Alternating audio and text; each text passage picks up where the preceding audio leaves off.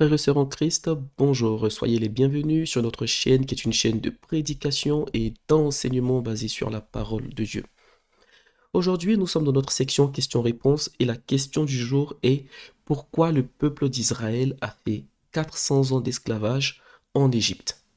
Confions ce moment au Seigneur. Seigneur Dieu Tout-Puissant, nous voulons te dire merci pour tous tes bienfaits dans nos vies. Que ton règne vienne, que ta volonté soit faite dans nos vies, dans nos cœurs, au nom de Jésus-Christ, et que ta parole soit semée en nous et qu'elle porte du fruit en nous par l'œuvre du Saint-Esprit, au nom de Jésus-Christ. Amen. Pourquoi le peuple d'Israël a fait 400 ans d'esclavage en Égypte? La parole de Dieu nous montre que Israël est resté en Égypte pendant une certaine période. Et durant cette période, il a été asservi, le peuple d'Israël a été asservi. Donc, pour répondre à cette question, nous aurons trois parties. Nous allons commencer par notre première partie qui est un rappel historique. Et donc, pour cela, on va remonter jusqu'au temps d'Abraham. Alors, donc, Abraham était à Charan et Dieu lui a demandé d'aller vers la terre promise. Et donc, de fil en aiguille, Abraham a atteint son objectif, tout en étant obéissant à la parole de Dieu.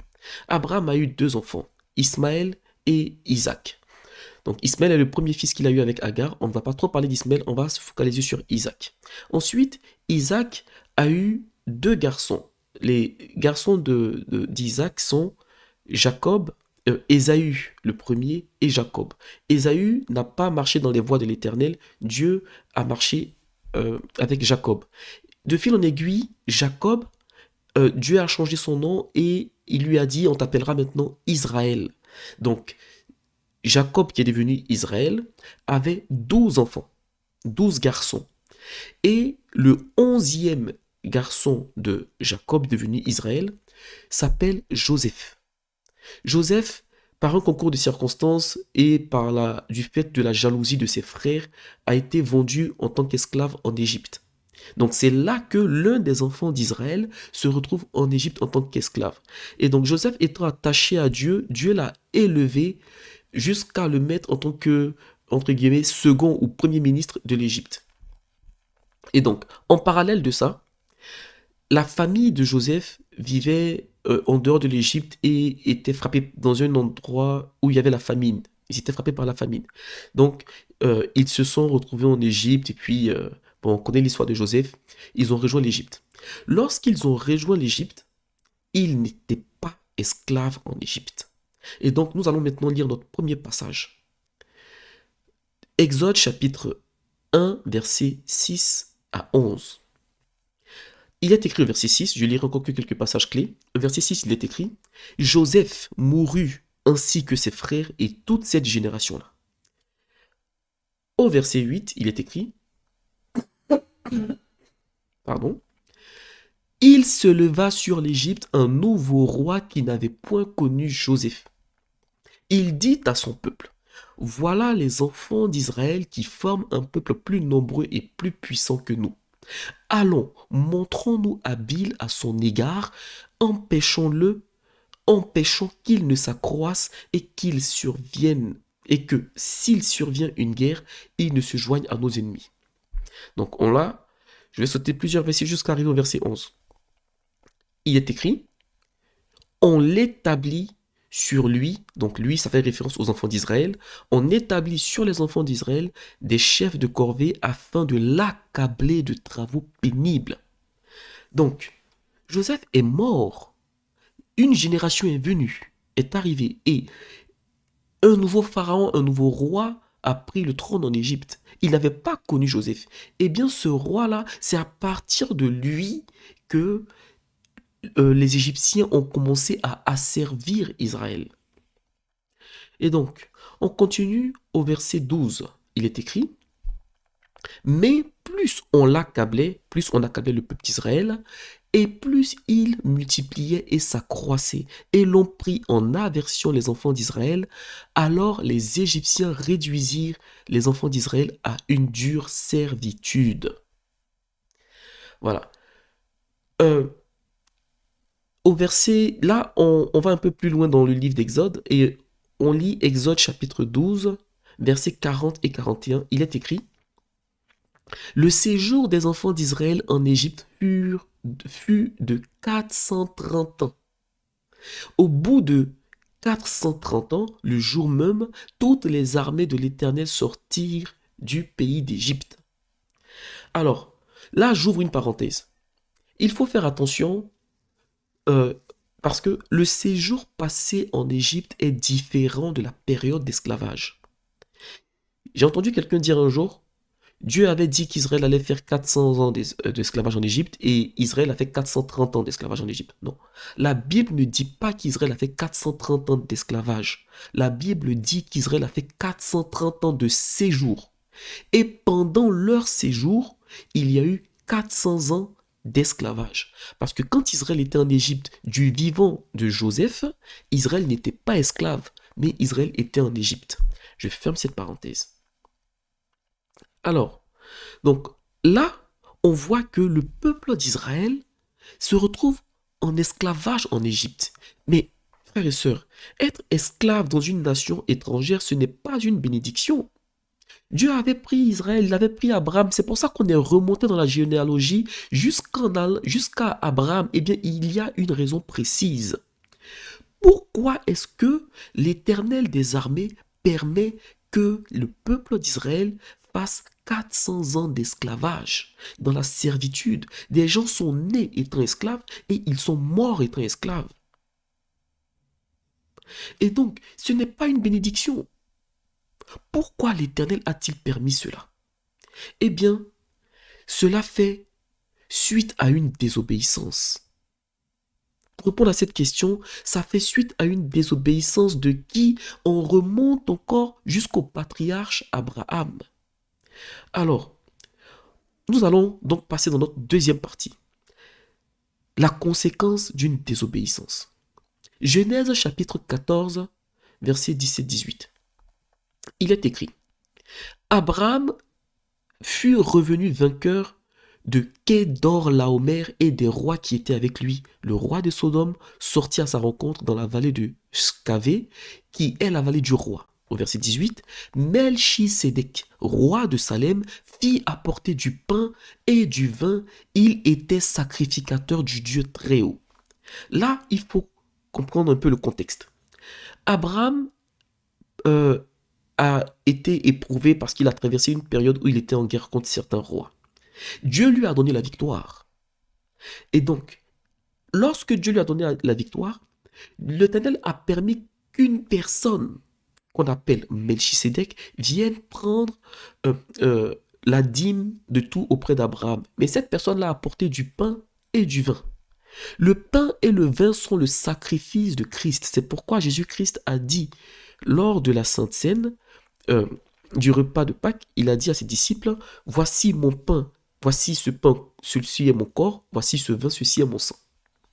Alors, lorsque ce Melchisédek arrive, nous devons comprendre que ce Melchisédek-là, c'est l'Éternel lui-même.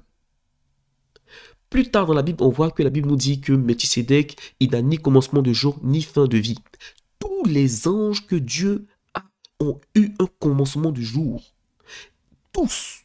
Tout ce qui a été créé a eu un commencement. Il y a une seule personne qui n'a pas été créée, c'est la parole, c'est Christ. Jésus-Christ n'a pas été créé. Donc, c'est pour ça Jean 1 nous dit, au commencement était la parole. Et donc, lorsque Melchisédek vient voir Abraham, Melchisédek apporte avec lui le pain et le vin, mais en guise aussi de sacrifice et d'alliance. Donc là, on a ce contexte-là. On a lu dans Genèse chapitre 14. Maintenant, regardons tout juste ce qui se passe dans Genèse chapitre 15. Melchisédek, l'Éternel revient vers Abraham. Et je résume rapidement. Il dit qu'il va bénir Abraham. Et Abraham met l'accent sur quelque chose. Abraham dit à l'Éternel, je n'ai pas d'héritier. Je paraphrase. Pardon.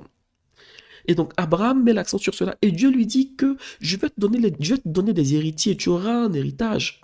Et donc Dieu veut montrer à Abraham combien grande sera sa bénédiction, combien nombreux seront ses héritiers, donc les futurs enfants d'Israël.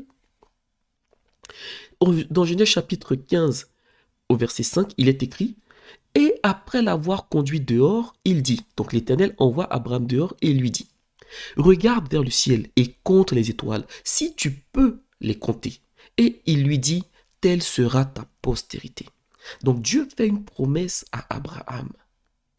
Au verset 8, toujours dans Genèse chapitre 15, il est écrit: Abraham répondit: Seigneur éternel, à quoi connaîtrai-je que je la posséderai? Et l'Éternel lui dit: prends une génisse de 3 ans. Et là, je vous demande toute votre attention, frères et sœurs. Dieu donne une consigne à Abraham. On est en train d'aller en profondeur sur la source des 400 ans d'esclavage d'Israël en Égypte. Et on va voir au final ce que le Seigneur veut nous enseigner, ce que la Bible nous enseigne par rapport à la nature et au caractère de l'Éternel des armées. Et donc, l'Éternel dit à Abraham: prends une génisse de 3 ans, une chèvre de 3 ans, un bélier de 3 ans, une tourterelle et une jeune colombe. Et je vous demande de retenir ça. La colombe fait aussi référence à la présence du Saint-Esprit. Parce que lorsque Jésus-Christ est sorti de l'eau du baptême, c'est une colombe qui est venue, le Saint-Esprit est descendu sur lui sous la forme d'une colombe. Pourquoi il n'est pas descendu sous la forme d'un corbeau? Eh bien, dans la Bible, les symboles ont un sens.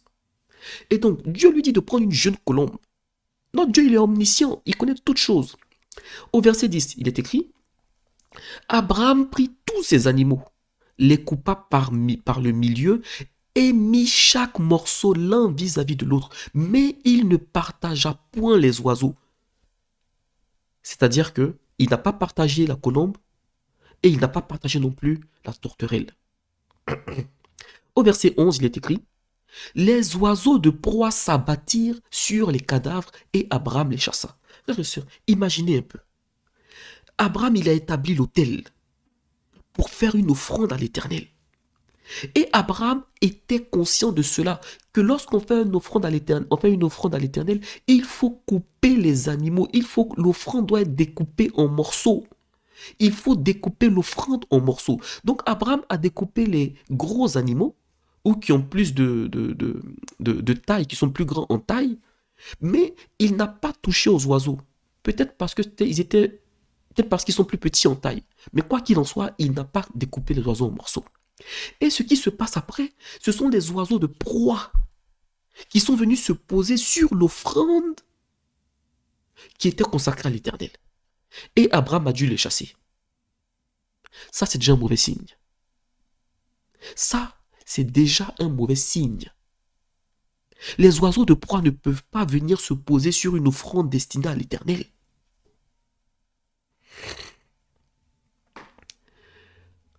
Au verset 12, il est écrit: au coucher du soleil. Donc l'offrande est restée là, sur l'autel. Au coucher du soleil, un profond sommeil tomba sur Abraham, et voici une frayeur et une grande obscurité vinrent l'assaillir. Abraham a eu peur, mais on parle d'Abraham qui a donné une offrande à l'Éternel. L'offrande est sur l'autel, mais ce qui se présente à lui, c'est la frayeur et une grande obscurité. Lorsque Dieu approuve les offrandes, Dieu ne vient pas avec ces sentiments de peur, de frayeur. Donc Abraham, il a eu une grande frayeur et il y a une grande obscurité qui est venue l'assaillir. Et c'est là maintenant que l'Éternel vient après. Vous voyez, frères et sœurs? Continuons. L'Éternel dit à Abraham au verset 13: sache que tes descendants seront étrangers dans un pays qui ne sera point à eux. Ils y seront asservis. On les opprimera pendant 400 ans. Mais je jugerai la nation à laquelle ils seront asservis et ils sortiront ensuite avec de grandes richesses. Donc c'est la première fois où l'Éternel s'adresse à Abraham en parlant des 400 ans d'esclavage. La parole de Dieu nous dit: une malédiction sans cause n'a pas d'effet. La parole de Dieu nous dit encore que c'est avec raison que l'on aime. En fait, tout ça pour nous faire comprendre une chose.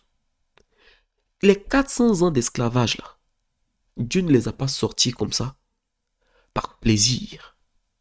Les 400 ans d'esclavage que Dieu est en train de dire à Abraham, la, la veille, c'est pour ça on a lu le passage, ou encore quelques temps avant, Dieu disait à Abraham, euh, tu auras une grande postérité. Ils seront comme des étoiles du ciel. Donc c'est une bénédiction, cette grande postérité. Pourquoi est-ce que quelque temps après, Dieu vient là et avec une frayeur, l'obscurité, et Dieu parle de 400 ans d'esclavage? Ça, ce n'est pas une bénédiction, 400 ans d'esclavage. C'est vrai qu'il dit au verset 14 que je vais les délivrer. Oui, mais les 400 ans d'esclavage, ce n'est pas une bénédiction. Où ils sont asservis. Quelqu'un qui naît esclave et qui meurt esclave, c'est pas une bénédiction.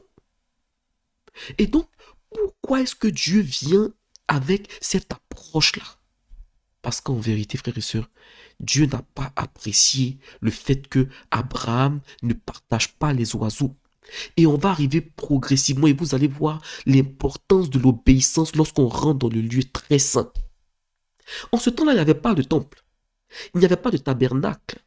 Mais là où l'offrande était réalisée, c'était un lieu très saint. Alors, pourquoi je dis que Dieu n'a pas apprécié cette offrande? Sinon, pour quelle raison Dieu annonce les 400 ans d'esclavage? Pour quelle raison? Pour quelle autre raison? Quelle a été la faute d'Abraham avant cela? La faute d'Abraham ici, ça a été de ne pas avoir partagé les animaux. Pour X raisons, peut-être parce qu'ils étaient petits, mais il aurait dû le faire. Et il le savait qu'il fallait le faire. Et si on prend une parallèle, j'ouvre une autre parenthèse. Allez vérifier, frères et sœurs, dans 1 Roi chapitre 18, verset 33.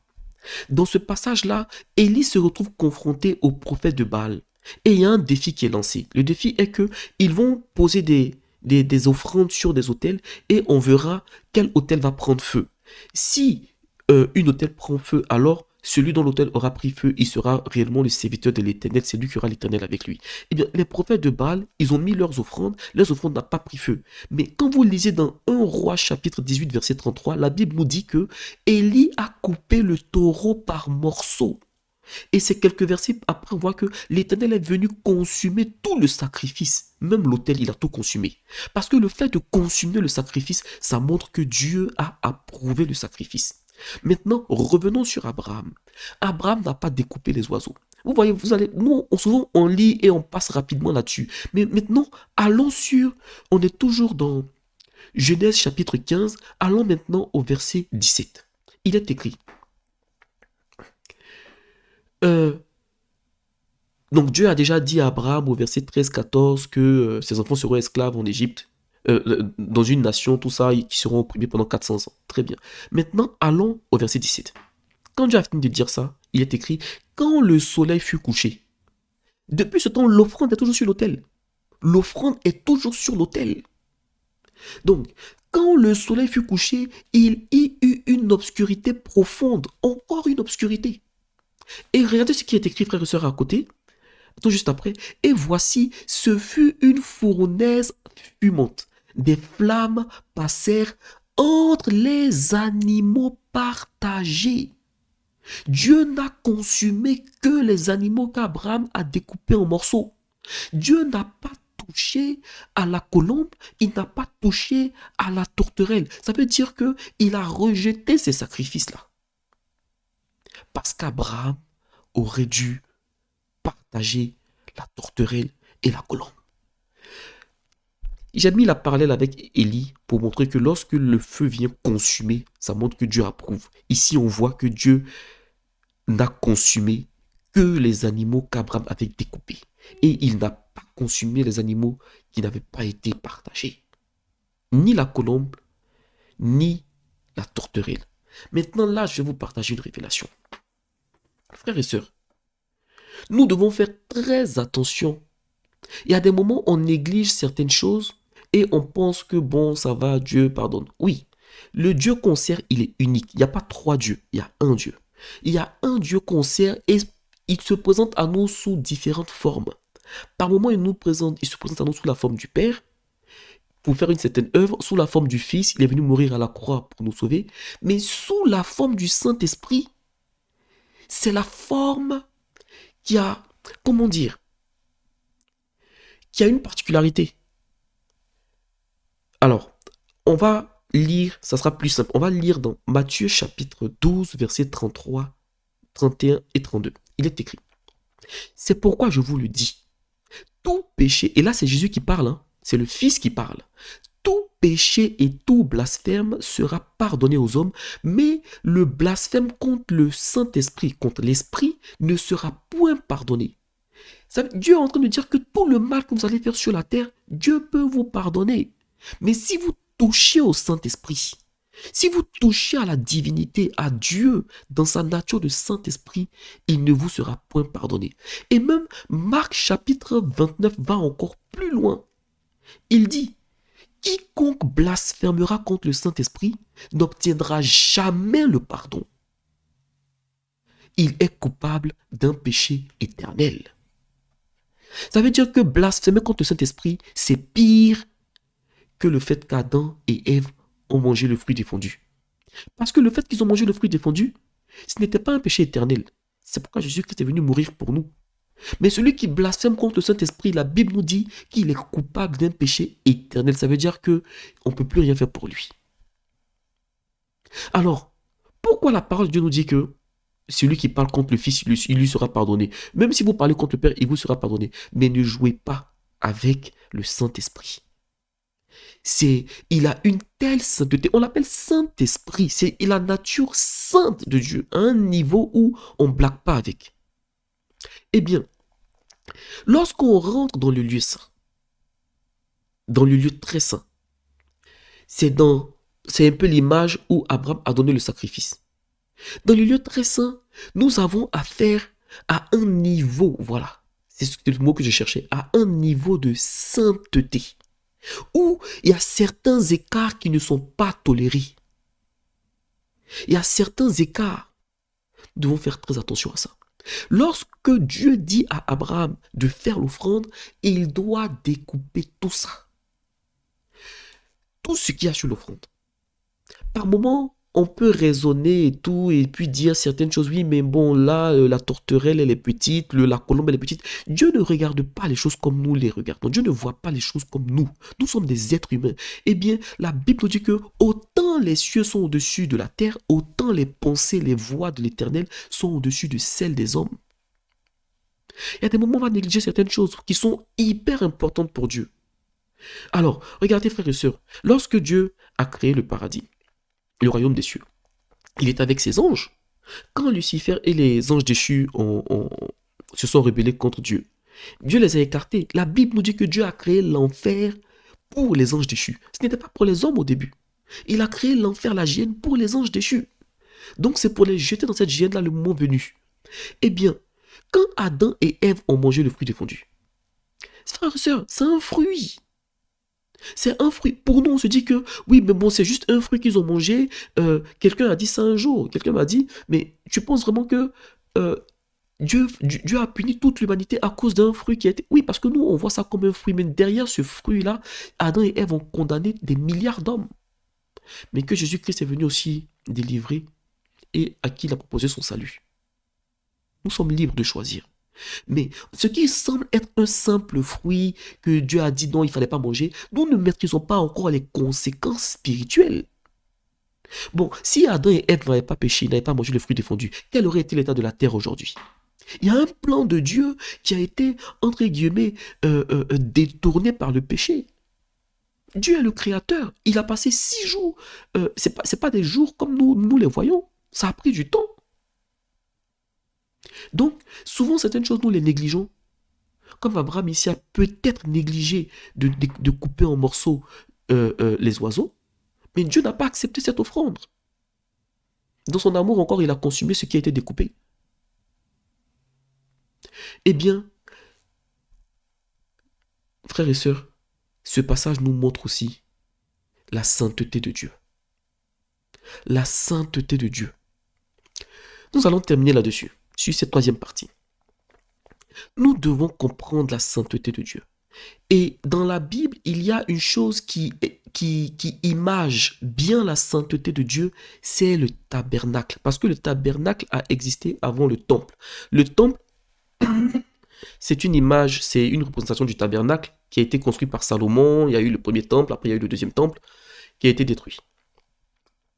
Après Jésus. Alors, mais le tabernacle, c'était déjà au temps de Moïse, bien longtemps avant Salomon.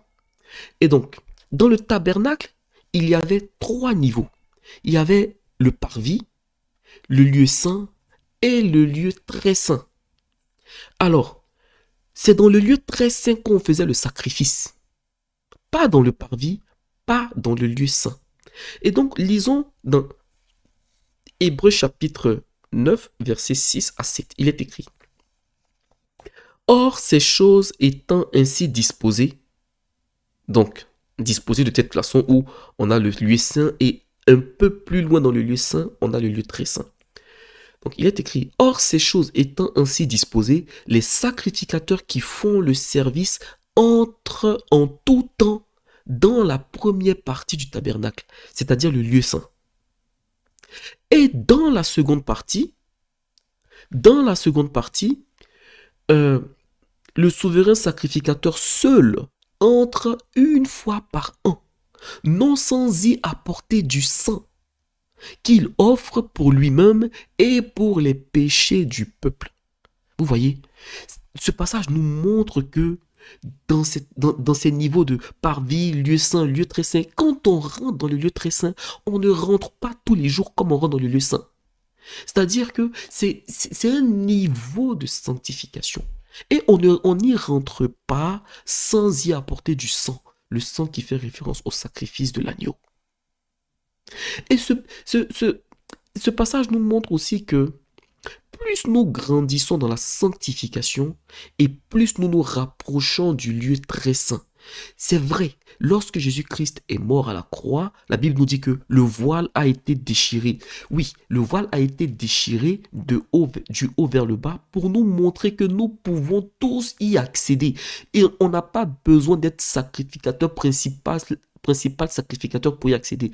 Tous ceux qui croient en Christ peuvent accéder au lieu très saint. Mais cela ne signifie pas qu'on peut le faire comme bon nous semble. Tout le monde peut y accéder, mais pas n'importe comment. On peut y accéder, c'est vrai, mais on ne peut pas y accéder sans une vie de consécration et une vie de sanctification. Alors aujourd'hui, qu'est-ce que cela se montre? Est-ce qu'on a un temple aujourd'hui dans lequel on peut rentrer? Non, ce n'est pas de ça qu'il s'agit. Il s'agit de la façon de vivre. Quand vous vivez dans le lieu très saint, spirituellement, vous êtes constamment dans une intimité sincère et profonde avec le Saint-Esprit. Vous ne limitez plus vos choix par j'ai pris cette décision parce que j'ai senti la paix en moi. J'ai senti la paix en moi. Non. Vous entendez le Saint-Esprit vous parler. Vous entendez le Saint-Esprit vous conduire. Vous n'allez pas imposer les mains à n'importe qui en espérant que peut-être que Dieu va agir. Non. Vous vous laissez conduire entièrement par le Saint-Esprit. Et donc pour ça, il faut être constamment connecté à lui. Alors, quand on accède à ce lieu très saint, dans une intimité sincère et profonde, très peu de personnes y demeurent. Certains y arrivent, après ressortent, parce que ça demande l'exigence. Quand on y accède, il y a certaines erreurs à ne plus commettre, car les conséquences des erreurs ne sont pas les mêmes en fonction des niveaux. C'est-à-dire que c'est comme nous les êtres humains. Un enfant qui fait ses besoins sur lui, il a 2 ans, c'est normal. Mais quelqu'un de 30 ans qui fait ses besoins sur lui, on dit que ce n'est pas normal, ça passe moins. Eh bien, quand vous êtes dans votre marche chrétienne et que vous êtes dans le parvis, il y a des choses que vous faites. Même quand Dieu n'apprécie pas, entre guillemets, je ne vais pas dire que ça passe, mais la réaction n'est pas pareille que lorsque vous êtes dans le lieu saint. Maintenant, lorsque vous rentrez dans le lieu très saint, il y a certaines choses qui étaient peut-être tolérées dans le lieu saint, mais qui ne passent plus dans le lieu très saint. Dans le lieu très saint, on y rentre avec le sang. Lorsqu'Abraham fait le sacrifice là, il n'y avait pas de tabernacle, mais là où on fait le sacrifice, c'est le lieu très saint. Dans le lieu très saint, Dieu te dit découpe tout, tu découpes tout. Que ce soit un gros animal, que ce soit un petit oiseau, tu découpes. Dans le lieu très saint, c'est full obéissance. Dans le lieu très saint, c'est entièrement l'obéissance. Et c'est de par là que Dieu a prononcé pour la première fois dans la Bible, tes descendants seront esclaves dans une autre nation pendant 400 ans. Sinon, je ne vois pas un autre passage dans la Bible qui justifie les 400 ans d'esclavage de l'Égypte. Quand on pêche, Dieu nous pardonne. Hein. Il peut même prévoir notre délivrance quand on demande pardon après le péché. Mais les conséquences, on ne les maîtrise pas toujours. Que le Seigneur nous aide. Éternel, nous allons prier pour la fin. Seigneur Dieu Tout-Puissant, nous te remercions pour ton amour, ta grâce, ta bonté dans nos vies. Que ta parole soit semée dans nos cœurs. Aide-nous, Saint-Esprit, s'il te plaît, à accéder au lieu très saint. Aide-nous à y accéder et à y demeurer. Au nom de Jésus-Christ. Seigneur Dieu Tout-Puissant, aide-nous aussi dans notre marche de tous les jours à ne pas négliger tes recommandations, tes commandements, tes ordonnances. Aide-nous à apprendre à mieux te connaître et à mieux te servir. Avec joie, amour, au nom de Jésus-Christ. Amen. Que le Seigneur vous bénisse.